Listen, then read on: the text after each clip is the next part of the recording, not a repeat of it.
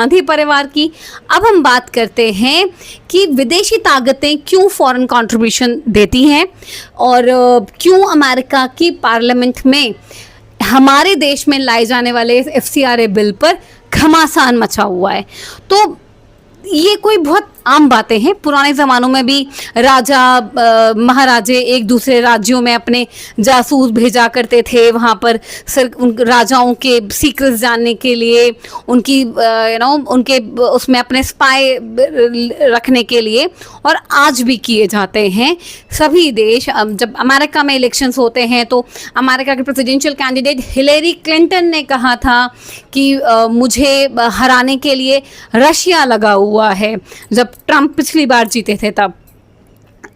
और अमेरिका का deep fake state ने बांग्लादेश में पूरा तख्ता पलट किया।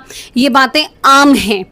सिमिलरली चाइना में तो डेमोक्रेसी है नहीं, वो ज़्यादा खुलकर कुछ बोलते नहीं, लेकिन हमारे देश में एक नया प्रोजेक्ट बन रहा है, ग्रेट निकोबार आइलैंड प्रोजेक्ट, जिससे कि चाइना को बहुत तकलीफ़ हो सकती है। चाइना पर डायरेक्ट हमारी नज़र आ सकती है, चाइना के सभी ट्रेड्स पर, और चाइना बिल्कुल नहीं चाहता कि वो प्रोजेक्ट हम कंटिन्यू करें, क्योंकि उससे भारत की ताकत बहुत बढ़ जाएगी और चाइना का कंपटीशन डायरेक्ट भारत से है।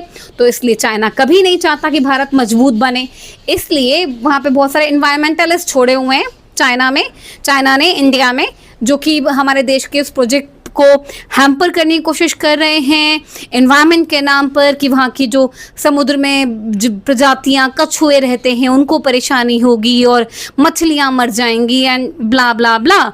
तो ये हम समझ सकते हैं कि चाइना हमारे देश को मजबूत होने नहीं देना चाहेगा, तो वो इस तरह के NGOs को कंट्रीब्यूशंस देगा, और जब कंट्रीब्यूशंस देगा तो उस पर हम नज़र अगर सरकार की पड़ेगी, सरकार उसको कंट्रोल करेगी, सरकार उस पर अपनी कानूनी शिकंजा कसेगी, तो सभी को परेशानी होगी, चाहे वो चाइना हो, चाहे अमेरिका हो, और चाहे ये गांधी परिवार।